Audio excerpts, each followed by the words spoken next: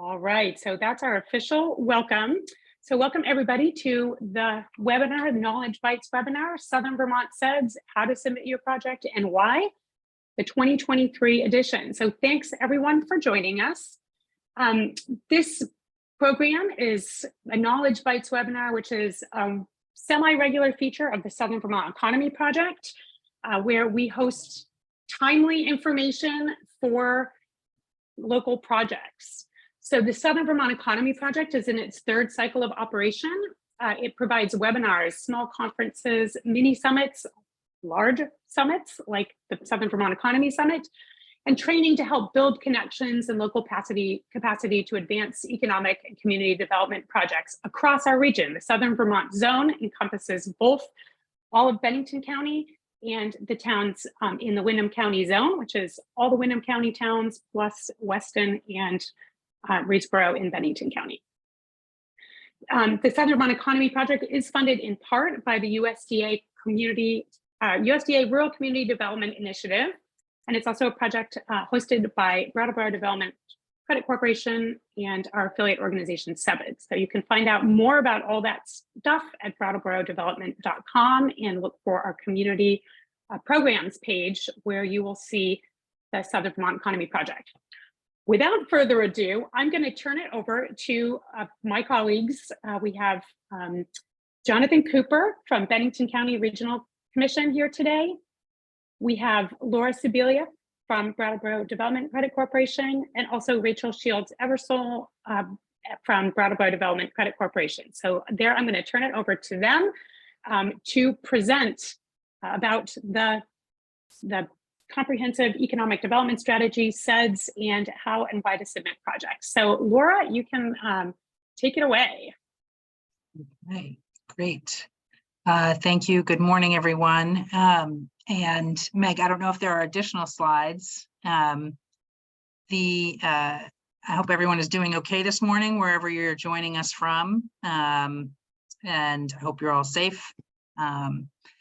Today, as Meg said, we're working on this year's Comprehensive Economic Development Strategy projects. We're going to go over really quickly what a Comprehensive Economic Development Strategy is. It is a federally recognized process for a region to come together and look at its data, talk with its people. It's a public process, and develop strategies for how they want to grow their economy, their population, become more resilient, etc. Any number of goals. This is done in partnership and working through the U.S. Economic Development Administration, which is part of the U.S. Commerce Agency. And so the Comprehensive Economic Development Plan, it's a 5-year plan, and it looks at our economy, it looks at our population, our geography, our workforce development, transportation, resources, environment. And as I said, it's good for 5 years. Our last one was completed in 2019, and we are working now on plans for the 2024 CEDS to be developed, and that will be taking place this fall, winter, and next spring. And so we hope you'll be participating in that plan as well. But the projects process that we are working on, are projects that implement our CEDS. And that is not, that is easy to do. Implement is a broad term, and we've given you some tools to see the strategies that are within our CEDS. Why does that matter? Why is it important for your project? A number of federal funders require some sort of a CEDS in your project to be aligned with some sort of a regional strategy in order to be eligible for certain types of federal funds. And that is the most commonly that's the most common reason why CEDS are developed. It's certainly a way that we use our CEDS. In Southern Vermont, we also use our CEDS in our projects process to help inform our networks and our team about the projects that are out there, to make sure that we are bringing technical assistance and making sure that folks are aware of different funding opportunities, et cetera, that may help with those projects. So developing a project and submitting it for the CEDS does not provide any funds per se, but it can help in the future acquisition of funds. It says this project is aligned with a public process that our region went through to understand what's happening in our region and what we want our future to be. And so I, the project submitter, am aware of that process, and we have submitted this project that aligns with it. So that is the point of bringing these projects in. 2 points. So 1, to be eligible for federal funding, and 2, to let our region know about this important project that you are trying to get off the ground. And there are a number of different ways that help can come to that. One of them is through our SVEP program, which may see that there are a number of different types of similar projects across the region that could use some technical assistance. Others are different grant opportunities that come up, as I said, any number of different ways that we might be able to find some help. So that's that. I also was going to say, the third point on here is that it actually is helpful for you to submit your project, Yes. because it's helping you organize key information that you're going to need for any kind of funding or loan application, whether you're for-profit or a nonprofit organization. So it does help you as well. So it's a good way to just make sure that you have everything that you need. Okay, so let's see. I'm going to turn it over to Jonathan to go over the objectives in the CEDS. Yeah, so this is a good opportunity to sort of have a little refresher of the CEDS objectives, the 5 objectives that we detailed in that 2019 CEDS that Laura gave an overview to, and also at the same time to talk a little bit about how projects can align with one or more of those objectives. The first objective is to increase our population. And these are data-driven, and these sort of came out of that public process, and something that we needed to see more people who wanted to be part of what we have in Southern Vermont, to be part of our communities, to be part of the workforce, and to be part of the fabric of what makes life here special to all of us, and something that we like to share with newcomers.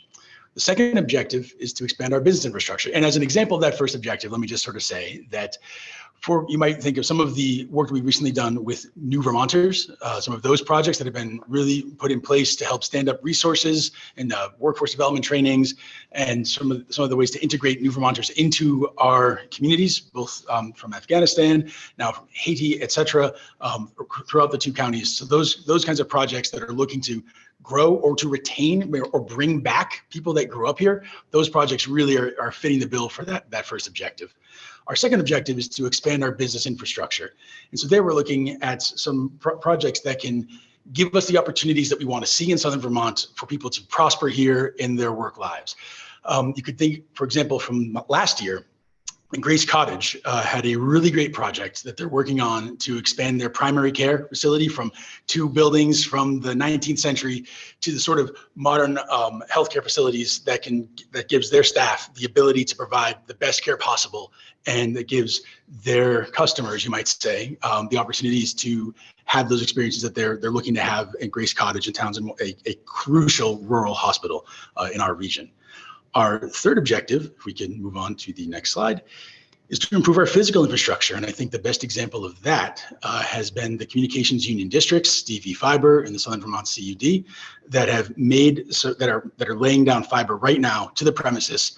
That has been an articulated and identified need in our region for more than a decade. It's something that's really moving quickly, something that's taken a lot of time to put the pieces in place, and now we're seeing the fruits of those labors. So where you have some of those critical infrastructural improvements, broadband, cell, et cetera, this physical infrastructure elements, and that could be underground in terms of culverts, et cetera. We rely on them every day in many different ways, and this objective really addresses those.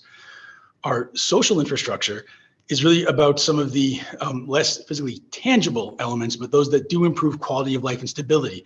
The Old School Community Center in Wilmington, the Bennington Community Market in Bennington, these are projects that are providing places for that stability and that quality of life. These can also include projects that have to do with civic engagement that may also be relevant to ensuring that we have that connectivity that we need both in tangible and intangible ways.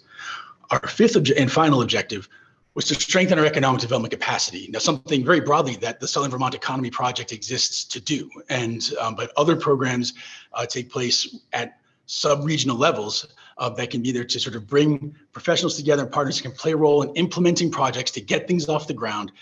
One SVET program I'll mention was about project management training that a number of individuals from around the region took within the last 2 or 3 years to get people acclimated to going from concept to implementation. Our next slide is about, I think, really looking at this changes. And the biggest change in terms of project submissions is that what had been an update, we had this bifurcated process that was more about the technology we were utilizing than necessarily being the easiest way to submit a CEDS project. But in the past, those of you who have a couple of years under your belt know that we had an updated project form and a new project form. Now, one of the drawbacks to that was that for the project review team who took a look at all these projects, to get a full sense of a project's beginning, middle, and today, sometimes took looking through a number of different files, and that could be somewhat frustrating. So in living in the best of all possible worlds, we are transitioning to a better system. We are making these improvements so that we'll have an updated timeline and budget. We'll keep that main project intact. This is really something that has been Meg has really led the charge in pivoting to a more flexible system that allows everybody to use it in the best way and things that gives the information to the project review team in a clear, concise manner, and that reduces the overall burden on all parties. But this year, there will need to be a new entry. And so if you have a project that exists and you are looking to sort of keep it going, it'll be a new entry this year. But the hope is that that information remains at your fingertips. If it does not, please let us know. We have a tedious archive, but we have the ability to get through that tedious archive to get you what you need so you can sort of hit the ground running. But we're really looking forward to having this new system from here on out. I think then having covered that, I can turn it over to Rachel, who will walk through some of that detail for you. Thanks, Jonathan. And as you have questions, I'm just going to go through the actual, here's where you click and here's what you put in these boxes for the form. If you have questions as I go through this, feel free to pop those in the chat. Meg will be monitoring that and we can address those in real time, or we can, we'll have time for questions afterwards. All right, so to submit your project, you are going to go to sovermontzone.com and you're going to click on this button with this arrow that says submit a CEDS project. When you get to that page, click on this other button that says CEDS project submission form. So hopefully this will be very easy to navigate. If you scroll down to the bottom of the CEDS project page, there are some background documents. The CEDS report, which is sort of the overall, giving some more detail about the comprehensive plan, some project lists, some other background materials that you'll probably find useful to just get a refresher on before you submit your project. So here's the form. You can save this form. This is kind of a new thing since our submission last year. Meg spent a lot of time recreating this form, and I think you'll find it to be really user-friendly. So you can save it as you go. You don't have to submit this all at once, which is pretty handy. So project name. This seems really self-explanatory, but know that your project is going to be reviewed by a team of people who are not familiar with what you're doing. So keep it really simple and really to the point. As Meg says, please avoid verbs. So you don't want to be like, maintaining our status as a crossroads of Vermont by blah, blah, blah, blah. You just want to say, Southern Vermont Rail Trail. You don't want to say creating a space for children and their families to come together in community. You want to say playground improvements. So just short and to the point. The project submission contact is you, if you're the person filling out the form. Who do we get in touch with if we have questions or if we need more information? Yes, thanks for those arrows. We do need an organization that is responsible for the project. So that's this organization entity form. The project needs to be submitted by the organization or entity that will be doing the project. And then if the person that's submitting this form is different from the person who is in charge of the organization or entity that's completing the project, we do need to know that person as well. Okay. All right, so hopefully this is all really self-explanatory, but give us a brief project description. Again, make it really to the point so that people who don't know anything about your project know what you're talking about and can understand it quickly. You don't have to be flowery or, you know, work really hard on your persuasion skills. We just want to know what you're up to. The purpose and benefit, why are you doing this? And what do you hope your community will get out of it? And then partners and investors, that's really important to let us know who are you bringing in to make this project happen.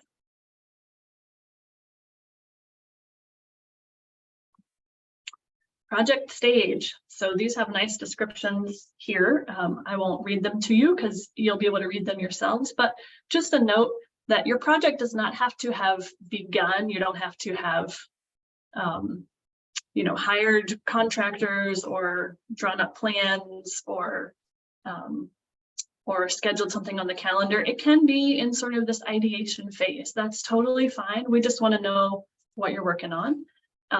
Also, the project can be something that's ongoing and that you've completed, but you're just wanting to make sure we know what you're working on that's already underway and is continuing the good work that you're doing. So timeline and milestones, hopefully you already have this information at your fingertips. If you're in the exploratory phase, you can just give us a really basic idea, like we hope to start this program by 2025. That's fine. If you do have a document, you know, listed out with timeline and milestones that you may have used for a grant submission or a select board meeting, that sort of thing, you can just upload it instead of typing things out. And then just type in the box. You'll notice the project timeline and milestones is required. If you do upload a file, you can type in the little box, see upload, something like that. Project budget. Again, this doesn't have to be super detailed, especially in the exploratory phases, but it's helpful for us to know, is this $1 million project or a $2,000 project? So give us some idea. If you have more detailed information, upload it. That would be super handy. Geographic region. This just helps us to get a picture of how big you're expecting the project to be. Project category. So this, if you know what category your project is in, great. If not, don't get too hung up on this. We're happy to select a category for you, but this just helps us to kind of group similar projects for review purposes. Looking at my notes to make sure I didn't forget anything. Okay. Alignment with CEDS objectives. So these are the objectives Jonathan just went through. You can sort of check a box to say, yes, I am attracting and retaining workforce. When you do that, or if it's not applicable, I guess that's the example here, not applicable, that's fine. It doesn't need to align with all the objectives, just one. If you do have some things under, say, objective 2, and you check off the boxes, then a little character text box will pop up for you to tell us more about how your project meets the CEDS objectives.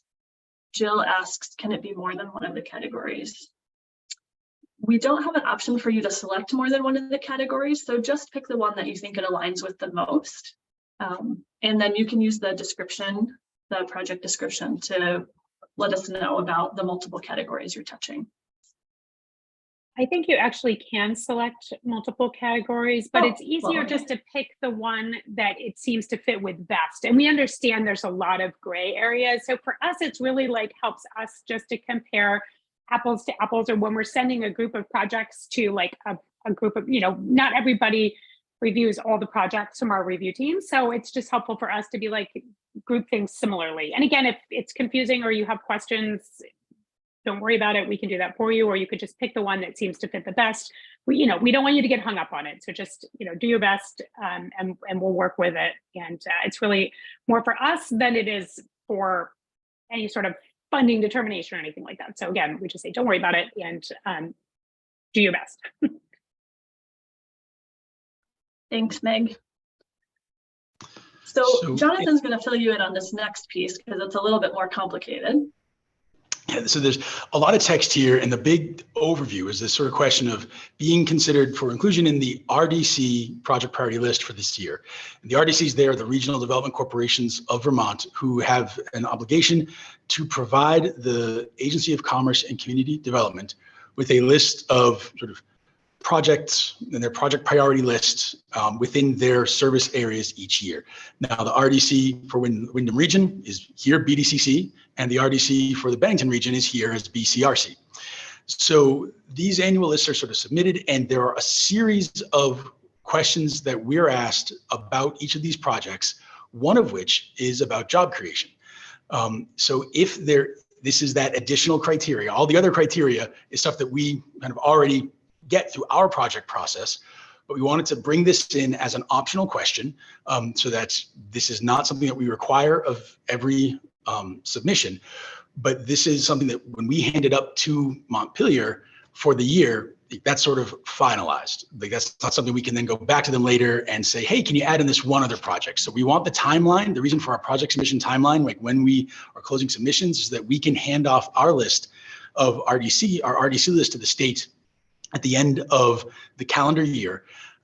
So you don't need to include jobs to be relevant in our project process.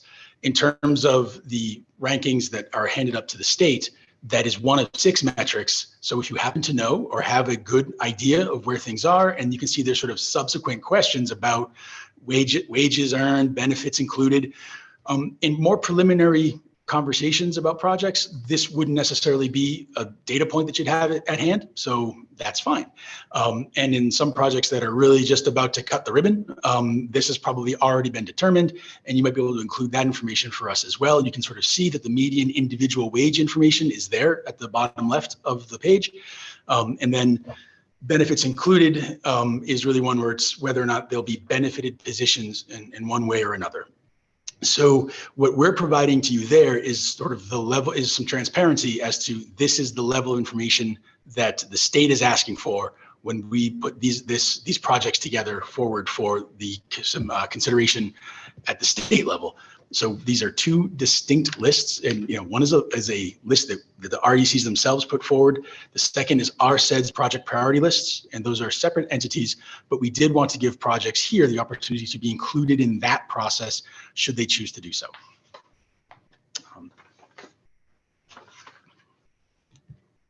And just to, you can check yes or maybe, even if you don't create jobs, just to emphasize that it's only one of 6 metrics that is being considered for the priority projects. Phil is asking about that for median jobs. If there are 6 jobs, do we total them all together for median wages? Sure, right. You would total the median wages. Is that right? I think it's the average. It's the average. So you can, I think it's like let me go back to the question here. Whoops, hold on. Okay, whoops. Go backwards. Okay. Basically, it's the average wages for the jobs created retained. So if the average is going to be equal to, or the average is above, or the average is below. So it's really like the average of those jobs. And then, whether benefits, same thing. Are most of them going to be benefited less than half, or it doesn't apply? So, and if you have questions specifically, just let us know. And these are not legal attestations. They are sort of how it looks in the moment. And I think as Rachel said, and it's 0 is an okay number as well. And so Rachel, I'm sorry to have jumped in, but please continue. That's great. All right, so then the next almost final piece of this application form is if you have additional supporting documents, if you have drawings or you have brochures or you have informational flyers or you have project descriptions, anything that would be helpful in sort of just getting a better idea of what your project is and where you are in the process. You can upload those here. There's only 3 that you can upload, so choose carefully, but we'd love to see those things. Pictures, those are great too. All right, and finally, a submit button. The great thing about this form, as I mentioned before, you can save it if you're not quite done and come back and submit it later. Also, I'm pretty sure this is right, Meg, if I'm wrong, tell me. Once you click submit, you can still actually come back and change something. If you forgot something, if you realized you made a typo, which is fine, we're not you know, we're not going to count a typo against you, but if you want to fix it, you can come back and save it and resubmit. And that is correct. Yeah, so whether you submit or save, and when you hit save, it will actually give you the option to have it email you a link to your form. So if you're going to close that window, come back to it later, you can get emailed a link to the form, or you can share that link with anyone else in your organization if you want to have them review the form. And so from that link, you can go in and it just opens up what you have, and it is editable for you to go back and make changes to. So when you hit that save, and I think also even once you've submitted it, I'm not 100% sure that you could go back in once you've submitted it, but you could certainly contact us and say, can you, open up my form again? I think I have the settings set so that you should be able to go back in even after you've submitted it and make changes if you need to. But again, we're not grading you. It's not a grant application. As complete as possible is fine. And we can certainly read over any typos if we need to.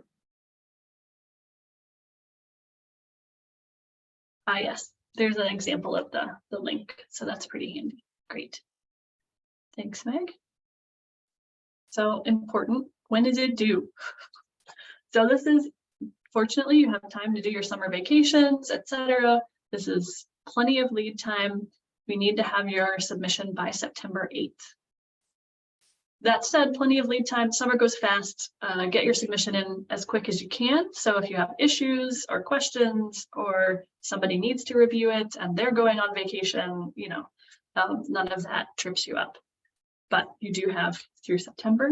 And then after all the projects are submitted, we'll have a group of local volunteers. They're not affiliated with BDCC or BCRC. They're local leaders who will review the projects. And they'll come up with sort of a ranking of the ones that they think will be really important to the region. And those we will list as, say, 10 or so vital projects that will really make a difference to the region that we really want to call attention to and highlight. Let's see, the resource referrals. Meg, I'm sorry, I don't know what I'm supposed to say about that.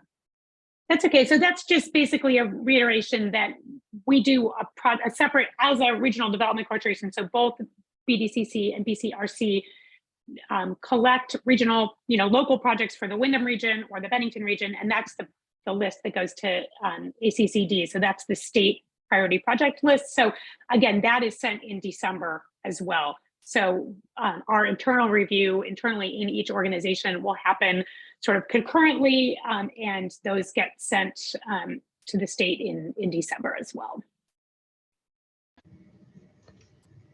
Okay, and I think and so what's nice is that we sort of got a little preview of this elements of who does this review and ranking and why, and that we do have that peer committee, and each year we really wanted to try to expand the shoulders of who's involved in this process, business leaders, community leaders, and some individuals with like a longstanding interest in economic development within our region.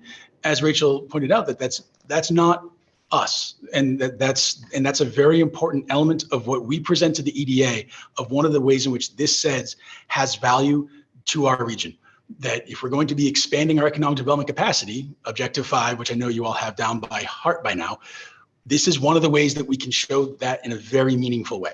And not just in terms of saying, hey, it's not us doing it, but in terms of saying, hey, more than a dozen people each year are volunteering to take the time to review these projects, to get together, to talk about them in small groups and then all together at once. And they're not just doing it so they can get a free lunch. They're doing it because this is important. And they love learning about these projects and seeing what's going on where. And so that's something that we also really feel take some pride in and feel really grateful for, that there's that interest and energy, not just in the people who are doing the projects, but the people who are living here in and around those projects as well. And that brings us a wide range of interests and expertise. We'll have people from the finance sector, manufacturing, entrepreneurship, small business development, people from nonprofits, philanthropic organizations, public officials, civic officials. It's a smorgasbord of who's here. And that's something that we think reflects well on the process and helps enhance it to get those perspectives on those projects. So if you have submitted before, as Jonathan mentioned earlier, Hopefully you still have all that documentation, but if you don't, no problem, just send me an email and I will track down your previous submission and send it back to you so you can copy and paste whatever's still relevant into the current form. And if you don't remember or don't know, or the organization has experienced some turnover, you can just check the previous CEDS project list to see if your project was previously submitted.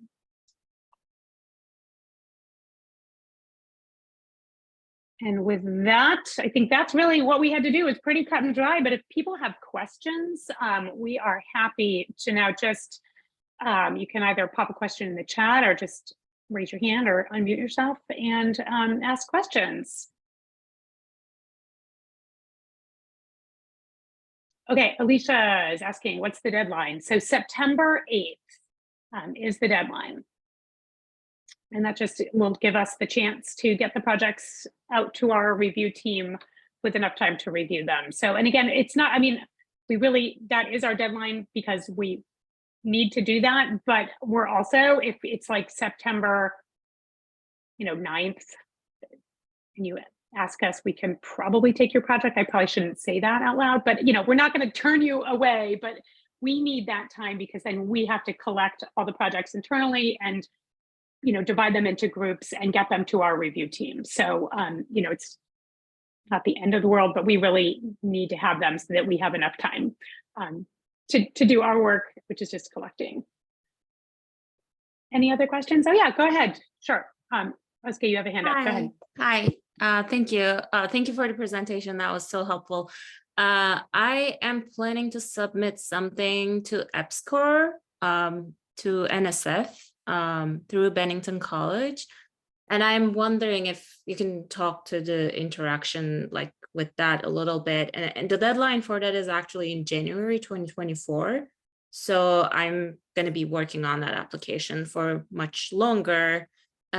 Is it okay to submit something vague to this? Because I'm really not sure about certain aspects of that project. And I think I have a kind of a hunch that I think the fourth goal is kind of in alignment, enhancing social infrastructure is because I am a psychologist and will mostly be working on, cultural and social inclusion related stuff.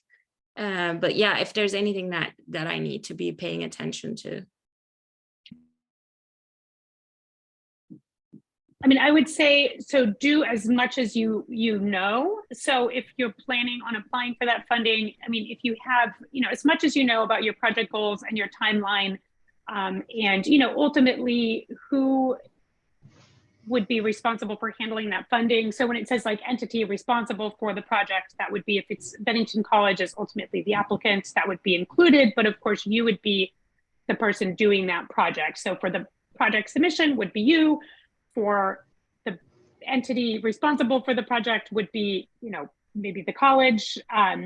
But again, give as much as you know. So if you're don't have it all together yet, it's fine to just give as much as you have so that people would understand what it is that you're applying for and how it aligns with the goals. So again, we do take projects that are in that exploratory phase where it's like we have a goal defined, we have something that we want to accomplish, we have a group, an entity that's going to do that work, but we're still either seeking funding or exploring feasibility, and maybe whatever phase you're in. So as much as you have is great. What we don't want is that, oh, somebody else should do this project, right?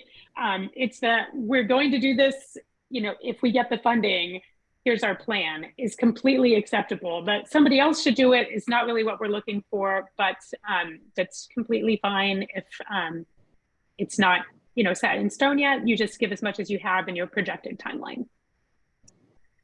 Anyone else? Oh, let's see. What happens after the regional list of the ranked projects goes to the state? Thanks, Susan. I guess I'm going to let Jonathan can speak to that more because he's more involved in that process. So go ahead. That is a great question because we provide this information to the Agency of Commerce and Community Development. And there's two big things that I'd like to mention. The first is that if You, if you plan on having a subsequent, separate from the CEDS application process, application to the Northern Borders Regional Commission, an NBRC, an acronym some of you may be familiar with, for their funding for physical improvements and economic development.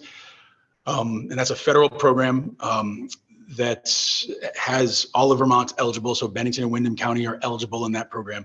If you are going to submit an application for funding through that, and you are on that regional project priority list, there is additional, that application to the NBRC would have some additional weight behind it because it was one of the regional, it was a project on the regional project priority list.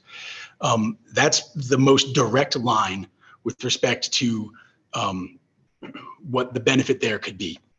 The other element is that that information is sort of simply gathered by the agency, who occasionally have follow-up questions for us about those projects and occasionally ask us to put people in touch with various program managers around the state if there was a state program for economic development that was a particularly good fit. In that instance might be the Vermont Employment Growth Incentive, could be the Vermont Training Program. So it's a way for the state to, for state personnel to become more familiar with projects that are sort of on their way in terms of either being implemented or getting very close to it. And so they can find ways to make contacts to ensure that all the resources that could be available to a project can be brought to bear. We attempt to do that anyway as regional development, economic development entities. We try to connect projects, at whatever level they are at, with the resources that are relevant to them. But those are some two big elements for how the state utilizes that information. And I hope that that addresses the question. And if there's more you'd like to know, please do follow up.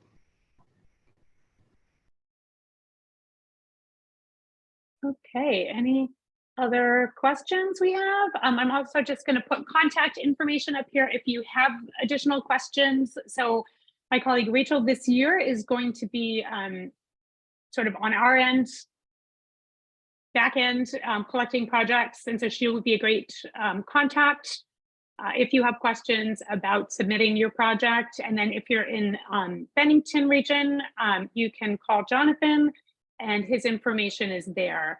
I'm also going to say if we don't have further questions right now live,